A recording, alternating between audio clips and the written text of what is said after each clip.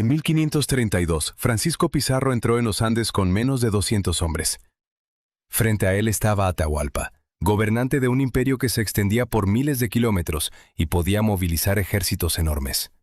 Entonces, ¿cómo terminó aquel emperador prisionero de un grupo tan pequeño de extranjeros? La respuesta no está solamente en las armas españolas. Está en una guerra civil, decisiones inesperadas y una serie de acontecimientos que cambiaron para siempre la historia de los Andes.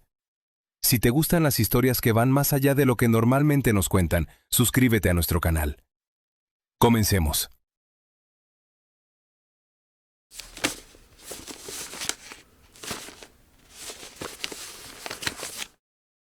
Cajamarca, 1533. Un emperador permanece prisionero dentro de su propio imperio.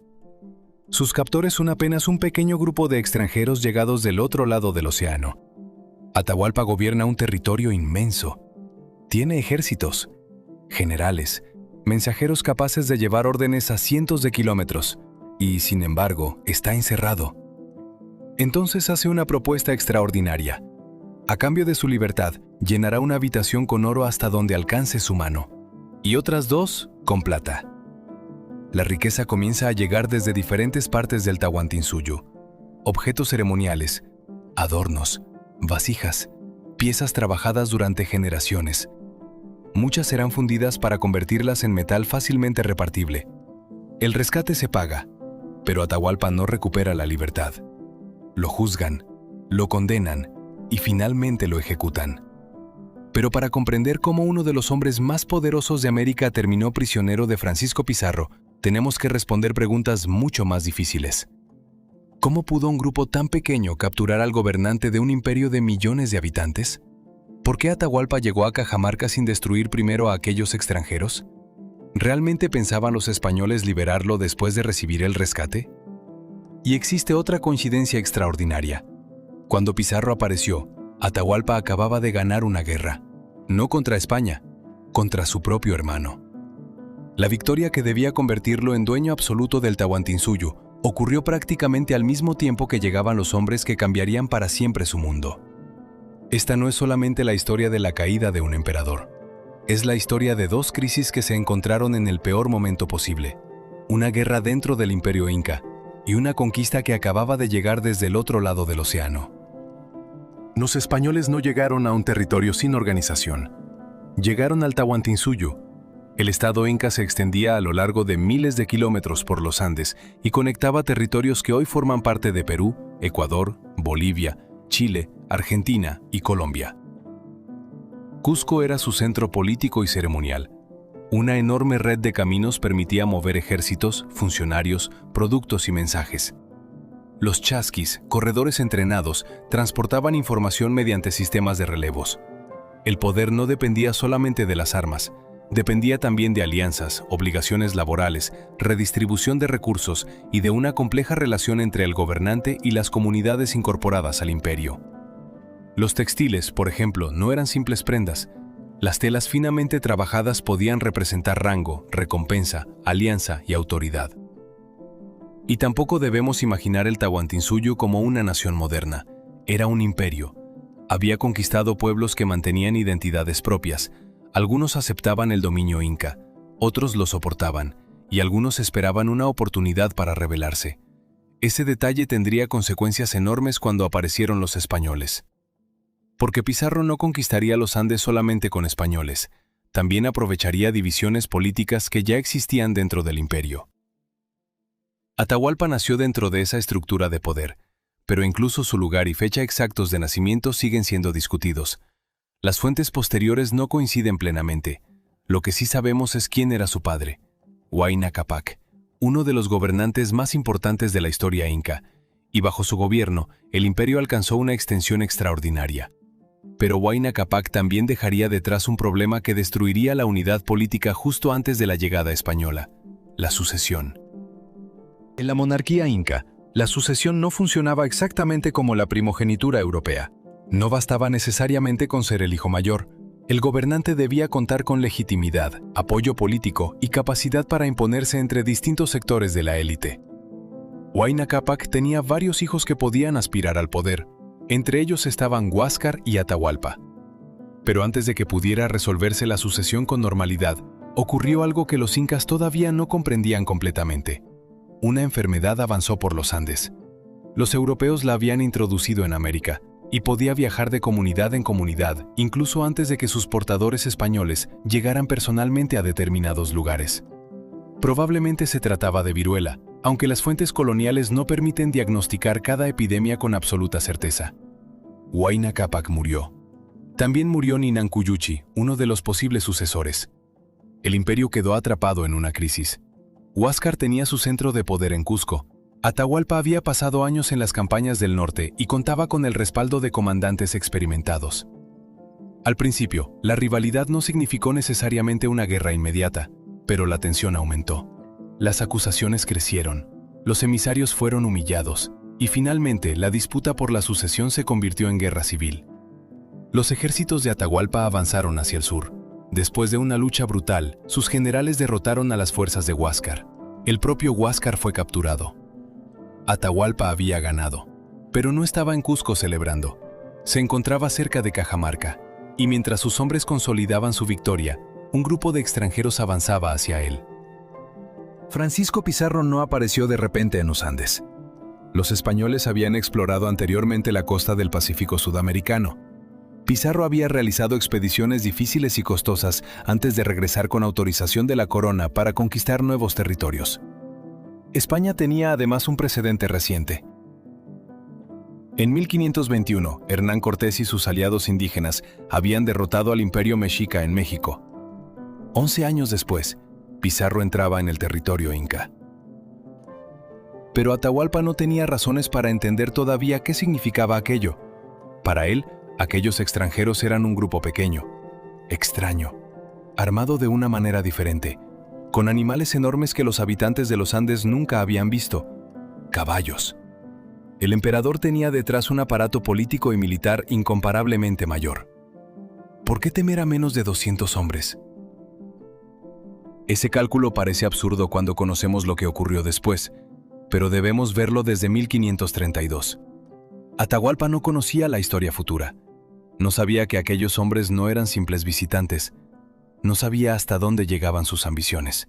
Y tampoco podía comprender de inmediato las ventajas tácticas de las armas de acero, los caballos, las armas de fuego y, sobre todo, la disposición española a capturar personalmente al gobernante. Los españoles, en cambio, sí comprendieron algo fundamental. Atahualpa era el centro del sistema.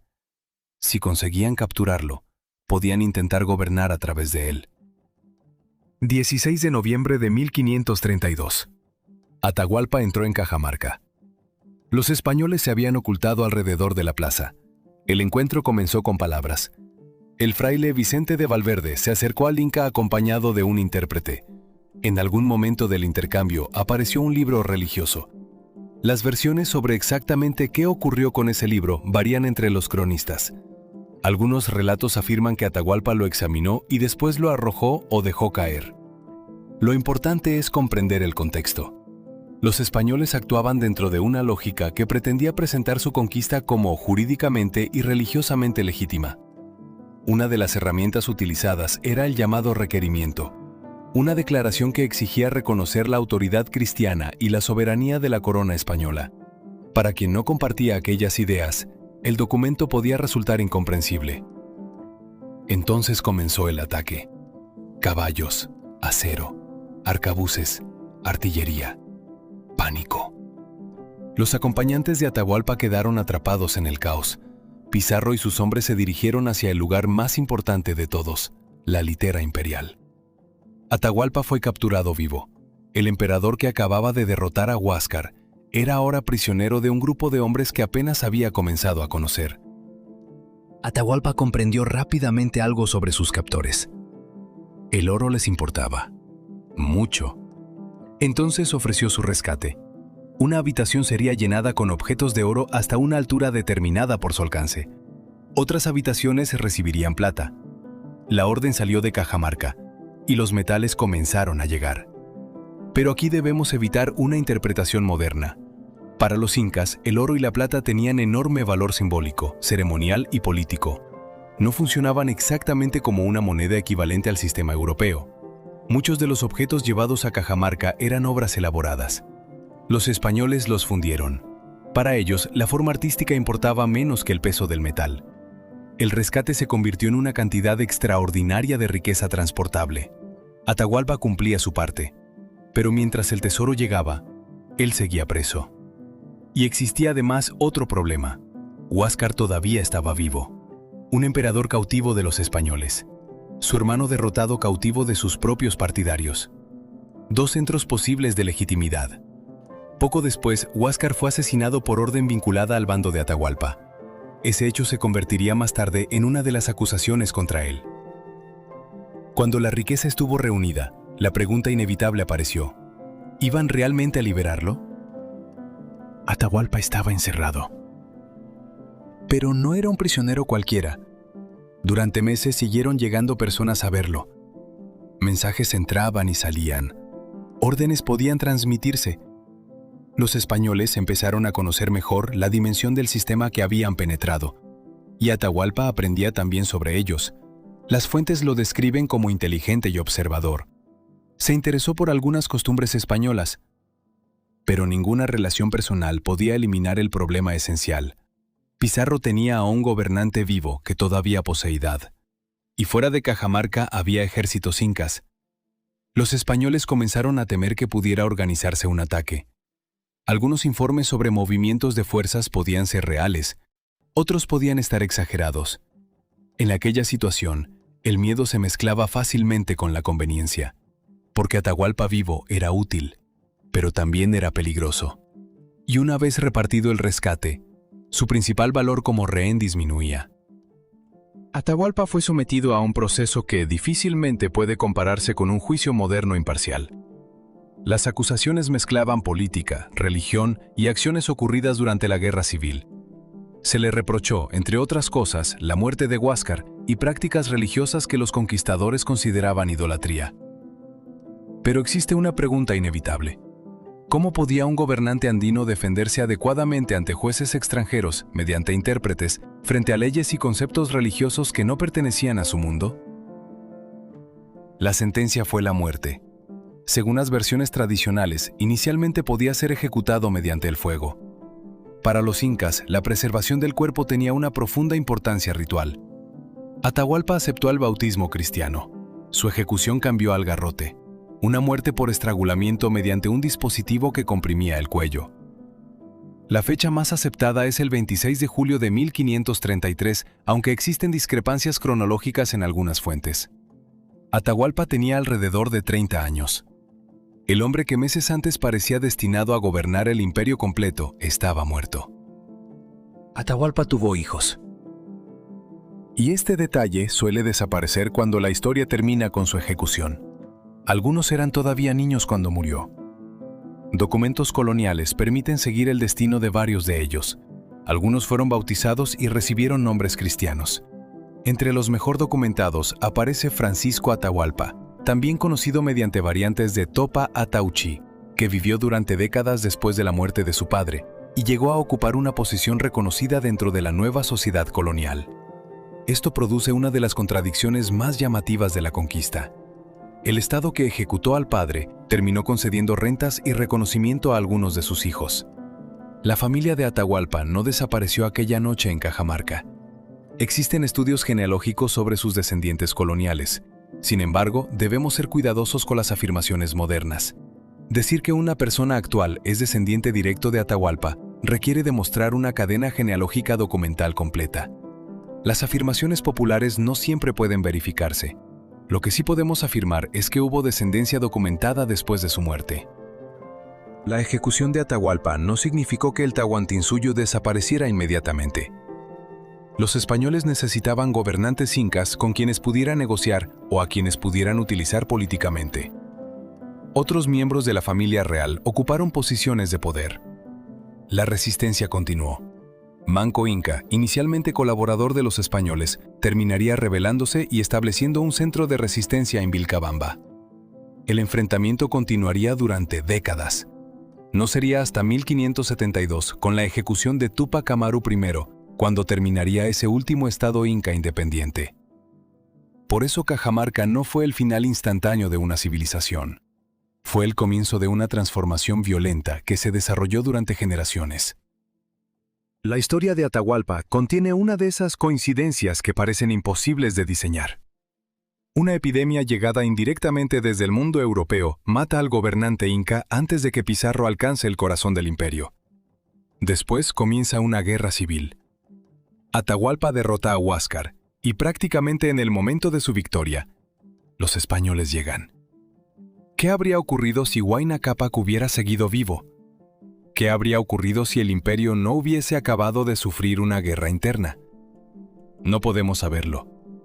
La historia no permite repetir el experimento, pero sí podemos afirmar que Pizarro encontró un imperio poderoso y al mismo tiempo profundamente dividido. Los españoles supieron aprovechar esa situación. Atahualpa no fue simplemente el último inca. Después de él, hubo otros gobernantes incas y décadas de resistencia. Tampoco fue simplemente una víctima pasiva. Había ganado una guerra civil extremadamente violenta y había ordenado acciones contra sus enemigos. Fue un gobernante andino del siglo XVI, formado dentro de un sistema político que no puede juzgarse únicamente mediante categorías modernas. Pero existe un hecho imposible de ignorar. Pagó el rescate que había ofrecido y no fue liberado. Los conquistadores recibieron el oro, fundieron buena parte de una riqueza artística y ceremonial extraordinaria. Después juzgaron al hombre que se la había entregado y lo mataron. Atahualpa había conseguido derrotar a su hermano. Había sobrevivido a una guerra por el imperio. Había llegado a Cajamarca como vencedor. Y menos de un año después, había perdido la libertad, el tesoro y la vida. Quizá la pregunta más poderosa no sea cómo murió Atahualpa, es otra. ¿Cómo pudo un emperador ganar una guerra por uno de los mayores imperios de América y perderlo prácticamente en el mismo momento de su victoria? Ese es el verdadero drama de Cajamarca.